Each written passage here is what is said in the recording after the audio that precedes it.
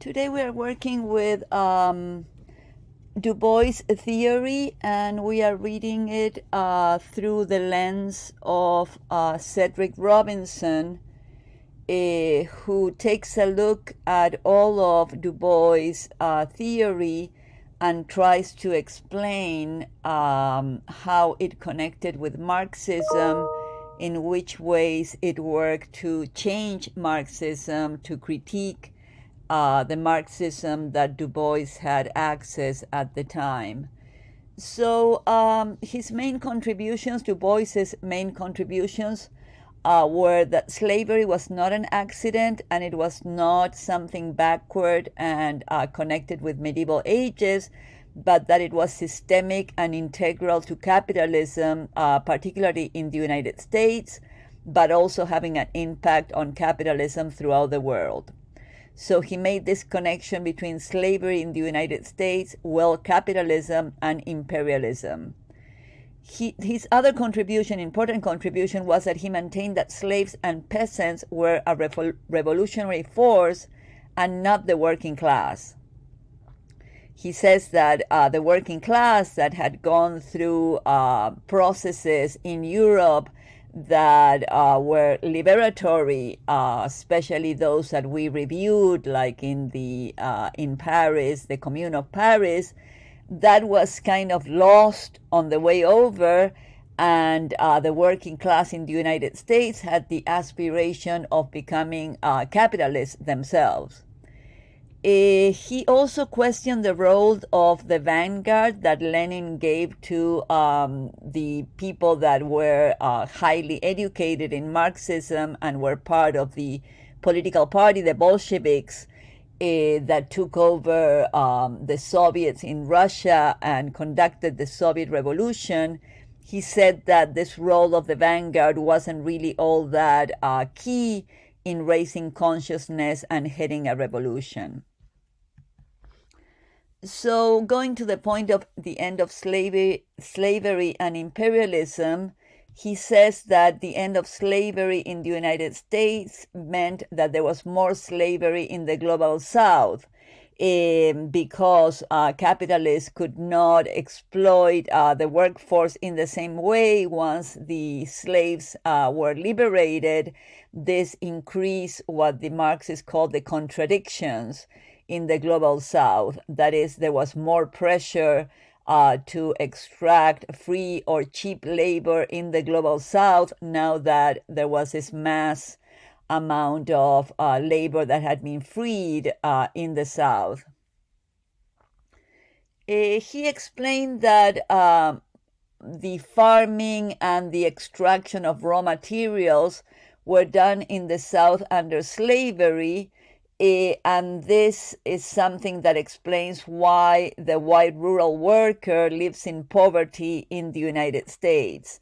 This is similar, if you remember, to Aníbal Quijano's claim that because the workforce was initially an enslaved workforce in the global South, particularly in Latin America, that created the conditions for low salaries for people of color in Latin America.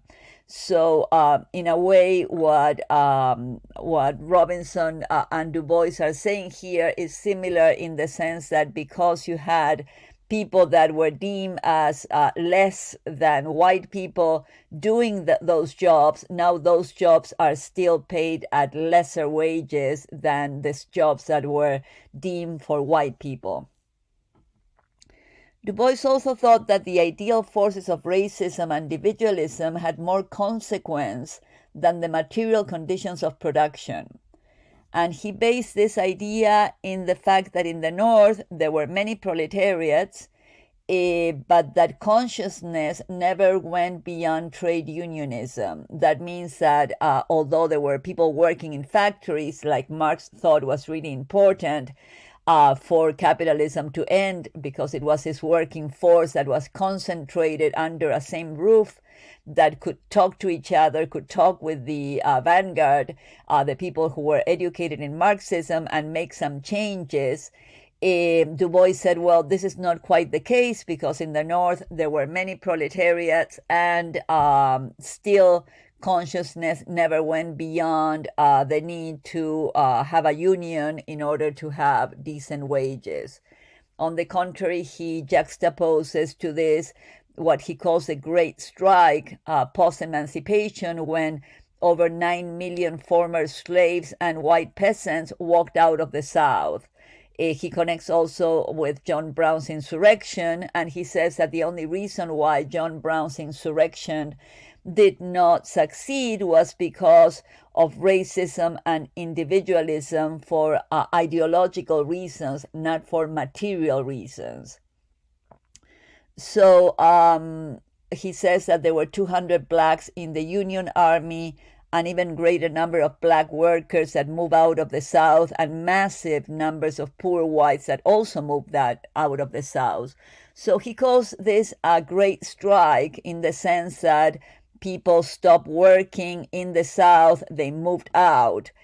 And he considers that this was more of a revolution than anything else that happened in the United States until that point, at least. He says that plantations owner actively recruited poor whites for their cause by pitching poor whites against black.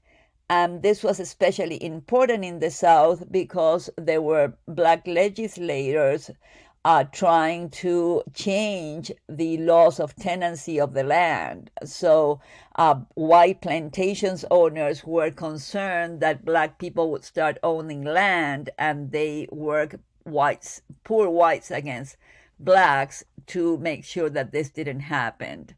He also says that blacks established an alliance with northern white industrialists who quickly abandoned them when they no longer needed the votes. So some things to think about here. What Du Bois calls a great strike, the fact that people did not organize a strike but walked out of that area and left those means of production without some part of the means of production, which were the people that were enslaved, that operated under these conditions, were not allowed to operate as human beings. They were more treated like property, which is what they were. So this abandoning of the South and the plantations for Du Bois is a strike, and a strike that didn't require of the Bolsheviks to explain anything to black people, that black people got this idea that this wasn't working for them on their own, and they walked out. So perhaps the problem here is what we understand by revolution and what we understand by strike.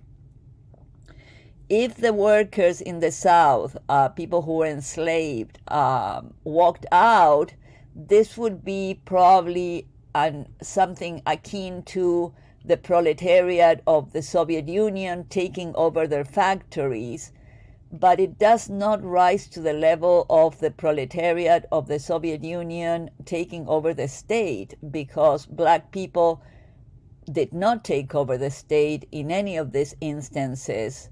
So maybe here we have a problem of what do we mean by a revolution? In Marxist terms, revolution is a change in power of one class by another. The French had a revolution when they replaced the lords with the petit bourgeois.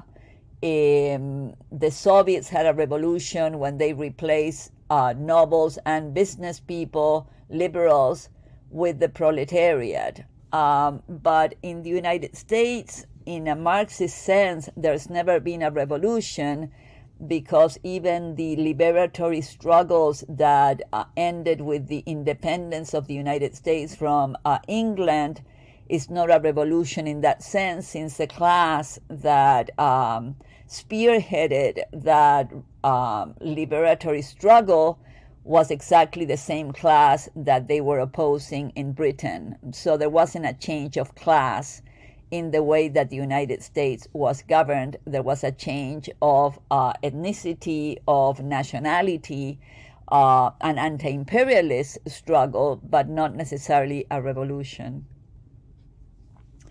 So Du Bois and Robison both argue that Marxism as we knew it died in Stalin's hands.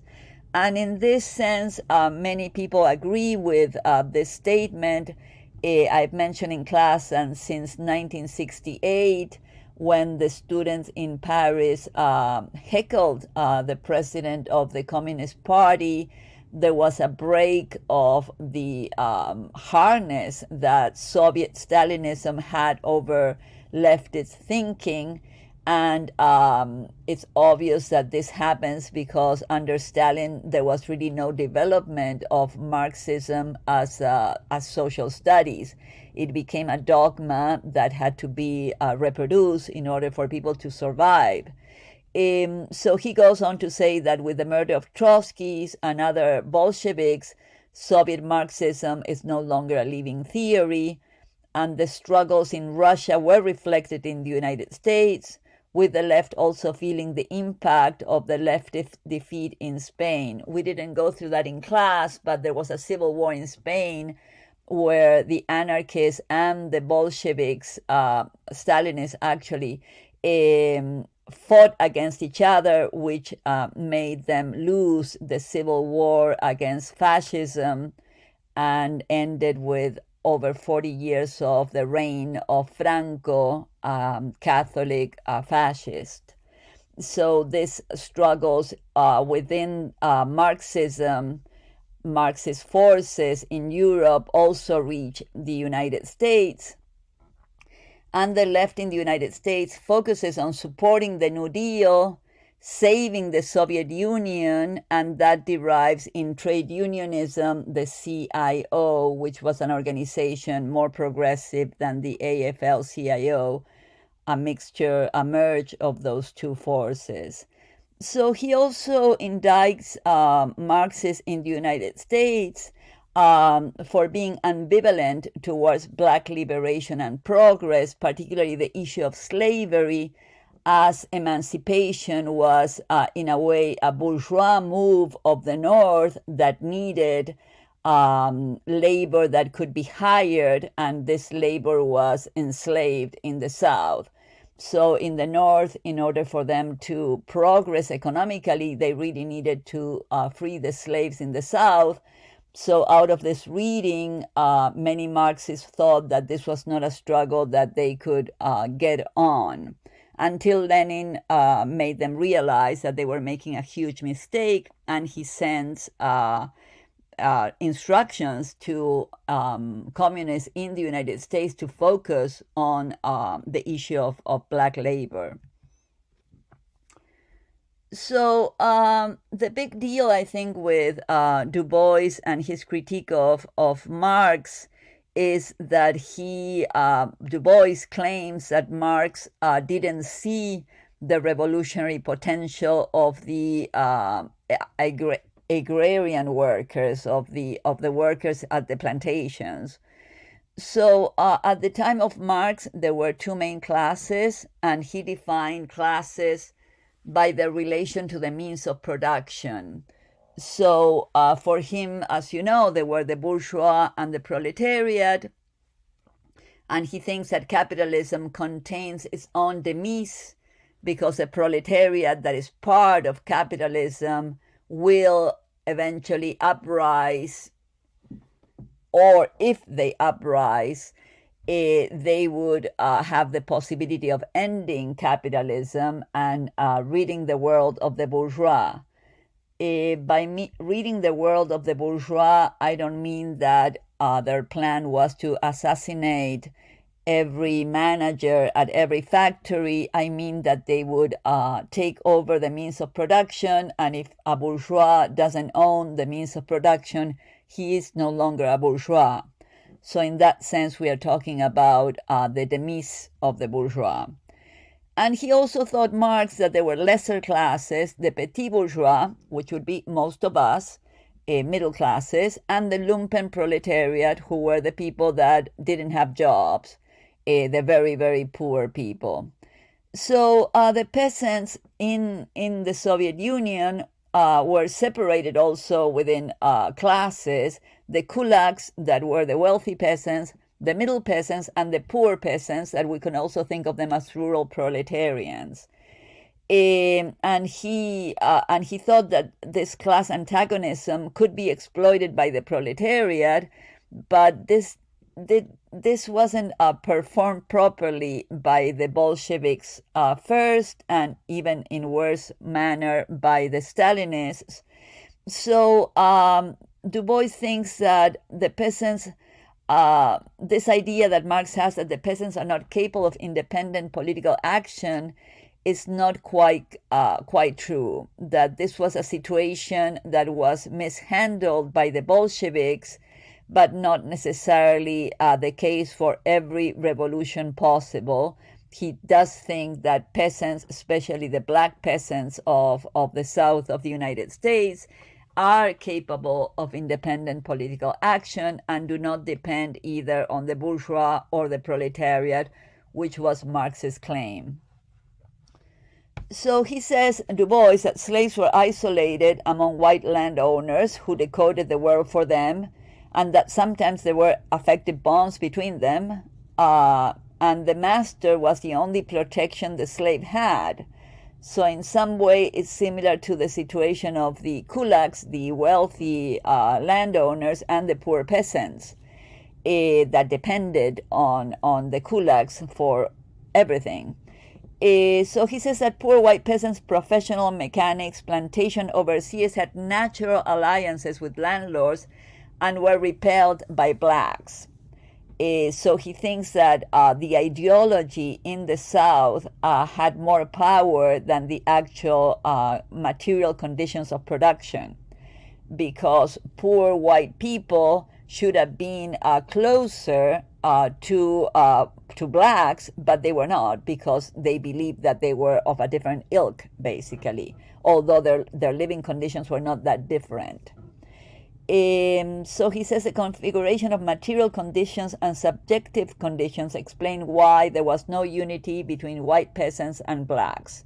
So on the one side, you have these material conditions that were how life was produced in the global in the U.S. South, and what kind of ideologies were derived from those material conditions. Those would be the subjective conditions, the way that people envision how they relate to their work, to their material conditions. He thinks that both of these situations explain why there couldn't be any unity between poor people in the South, white and black. So he talks about liberating the slaves by necessity. And he says something that many people affirm. Lincoln would have rather not freed the slaves, but he needed them in the army. He had to free them. Some folks also add here that there was a need for free labor, for proletariat labor in the North. The Confederacy wanted to keep the slaves, but the war they waged for that had the opposite effect, because they lost the war and the slaves were freed. So here he talks about a spontaneous revolution. What we mentioned earlier, this strike when people walk out of the South, both black and white, and in a way, by doing this, they change the landscape of the South, as these plantations immediately have to change or go bankrupt or start supposedly paying laborers. What actually happened was this sharecropping, where black people were still exploited. They were no longer slaves, but they were still exploited. But those were the minority of black people that remain in the South. A great majority of people just walked out of the plantations. So he calls this a spontaneous revolution. So he says that this revolution is not the result of a bourgeois societal development, but it came out straight of the backward plantation, with no development of bourgeois conscience, but development of black consciousness. So here I also have some problems with Du Bois' understanding of what's going on here, because I don't think that Marx said that we needed development of bourgeois society in the sense of ideas or ideologies that would come out of that bourgeois society that the proletariat could use. I think Marx was talking about the conditions that were necessary to socialize the economy. From his viewpoint, if we socialize the economy in a country that is extremely poor, like the Soviet Union, that could result in brutal strife and issues because there's not enough wealth to socialize.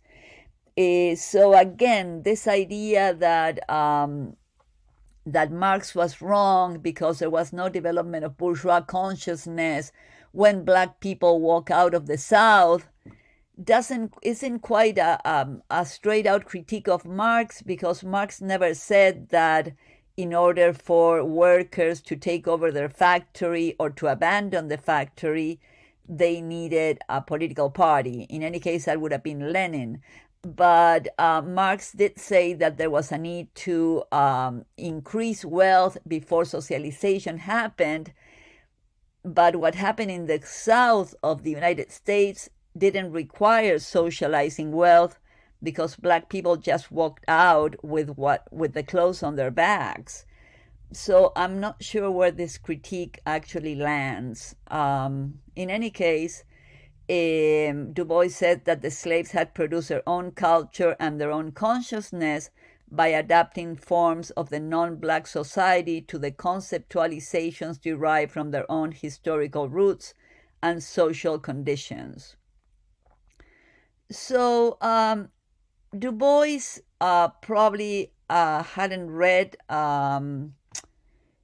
Gramsci, so throughout this text, I find that there's that the indictment to Marxist notion of ideology and revolution is simply based on what the Bolsheviks did in the Soviet Union, but Marxism had other ways of trying to understand this connection between consciousness and production that was complicated when Gramsci starts thinking about the issue of why was it different for the Italians to try to do a revolution than it was for the Russians. And he comes up with the theory of hegemony, how the working class sometimes takes on ideas that favor only the ruling classes, but these ideas are sold to the workers as ideas that favor all of us. This is something that I don't see in these critiques that Robison and Du Bois do of Marxism. So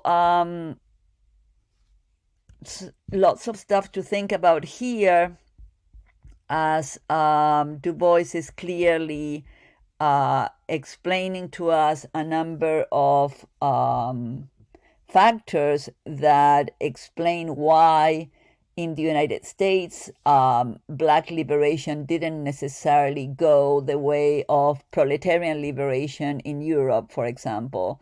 He talks about issues of ideology within the working class in the United States. He talks about differentials, different ways in which he assesses how the connection between production and ideology, and he comes out saying that it's not necessary to have a revolutionary party of people that were trained in Marxist ideas to conduct a revolution. Again, I think that what might be confusing things here is what we understand by revolution. I believe that Du Bois doesn't have the same definition of revolution that Marx and Lenin work with. He's not talking about a change in the power that runs the state. He's talking about a huge change in the way that production was hegemonized by the white elites in the South, and the connections that had with the northern capitalists. Bueno, material to think about. We'll talk about it in class.